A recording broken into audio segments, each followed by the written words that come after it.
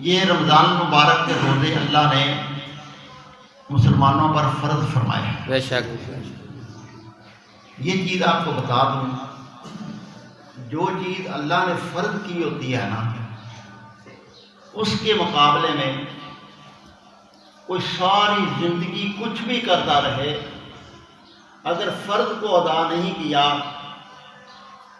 تو اس کا سارا کچھ کرنا جو ہے وہ اس مقام اور معیار کو نہیں پہنچ سکتا جو اس نے فرض ادا نہیں کیا۔ بے شک فرض چھوڑ دیا، صبح سے لے کر شام تک، شام سے لے کر صبح تک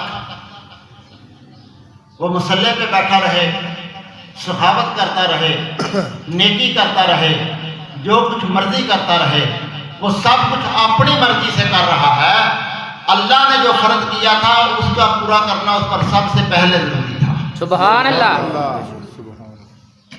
خواہ وہ نماز کی صورت میں ہو، خواہ وہ روزہ کی صورت میں ہو، خواہ وہ زکوٰۃ کی صورت میں ہو، خواہ صاحب استطاعت پر جب حج فرض ہو جائے اس صورت میں ہو، یعنی جب کہ اللہ کے کسی بندے پر، کی ضرور کی امتی پر کوئی چیز فرض ہو جاتی ہے نا، پھر وہ فرض ادا کرنے سے ہی بات بنے۔ بے شک اس کے مقابلے میں وہ جو مرضی جتنے مرضی نفل پڑھتا رہے لیکن وہ فرض کی کمی کبھی پوری نہیں ہوتی۔ یہ بات آپ کو ذہن نشین کرانا چاہتا ہوں۔ بے شک ہم لوگ بہت سارے کام کرتے پھرتے ہیں، کسی نے کہا کہ ہم آج بڑی بڑی محفلیں کرائیں گے، کوئی کہہ رہا ہے ہم فلاں جلسے میں جائیں گے، کوئی کہہ رہا ہے ہم فلاں عرس میں جائیں گے، کوئی کہہ رہا ہے کہ ہم فلاں اجتماع میں جائیں گے۔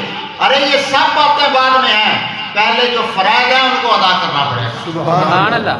بے شک کسی عرس میں جاتے رہو، اگر فرض ادا نہیں کیا ساری زندگی عرسوں میں رہو، کچھ بھی حاصل نہیں ہوگا۔ بے شک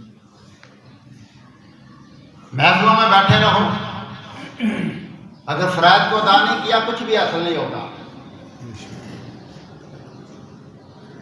صبح سے لے کر شام تک سخاوت کے دروازے کھول دو، فرائض کو ادا نہیں کیا اس اعتبار سے کچھ بھی حاصل نہیں ہوگا، کیونکہ فرض آپ کے ذمہ باقی رہ گیا ہے۔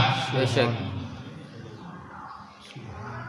تعلیم یہ دینا چاہتا ہوں، اپنی نہیں جو قرآن و سنت کی ہے، کہ فرض کا ادا کرنا سب سے پہلے ضروری ہے۔ سبحان اللہ۔